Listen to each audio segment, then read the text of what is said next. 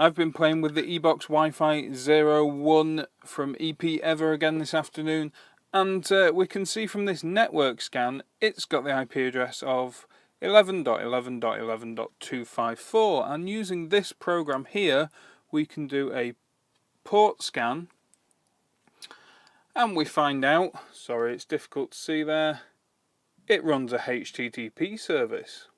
So it didn't take much of a genius to get into the web GUI. Admin and admin are the usernames and passwords, both in lowercase. And you can see here I've already changed some details because I've been having a play in here, but we can see the SSID and we can also see that it can be a station as well. So at the top here, the second menu item down, we can choose whether it's an access point, a station, or both at the same time. And then we've got the station settings here, STA, and you can browse, you can scan for a SSID here, pop in your password. I presume this IP section here, enable, is for DHCP, and I've left that to enable. And then there are also the access point settings, and you can actually set a password on that connection, WPA2, pre-shared key there. So actually, once you get into the back end of this system, it seems you can do much more. But unfortunately, even though both the eBox and the Android tablet now are connected to the same network, unfortunately this never connects. So the IP address of the eBox must be hard-coded here into the app, unfortunately, and it's trying to connect to it, and of course it's on a different network now and a different IP address. But this does suggest that we could get other software perhaps to talk to the eBox-WIFI-01. And now that the eBox is on my home network, I can connect to it from my iPad, which is good for all of us because it doesn't reflect quite so terribly.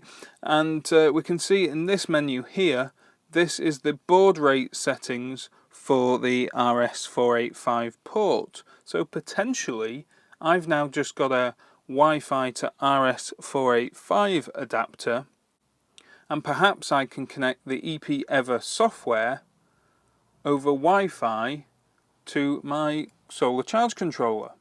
So the third screen in one video, but I did find a way to get this working. And if we look at this tab here, we can see the settings for the serial port up the top, and then down the bottom I'm assuming is the serial to IP interface, and I've not adjusted anything, but I have noted this port number here, 8088, and I've also adjusted this, which I believe was a timeout, which was causing me a few issues.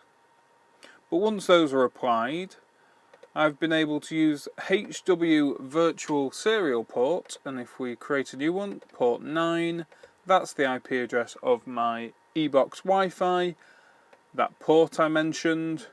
And if we create a COM port, give that a couple of seconds, that's created, and now we can open the Solar Station Monitor software. And here you see I've been testing, we don't need that, but COM9, and if I start to monitor, I'm now connected to my Tracer A series. Excellent! So this seems to be communicating quite happily and reliably, and has been for a little while now. And I must admit, I got this idea from Colin Hickey, who's created his own version of this device, I guess, using an ESP8266 with an RS485 converter. And he was the one who gave me the idea of using a virtual serial port here to connect the software over Wi-Fi to my charge controller. So thank you very much to him. Hopefully you've enjoyed this little video. If you have, give me a thumbs up, subscribe down below, and I'll see you next time. Thanks for watching.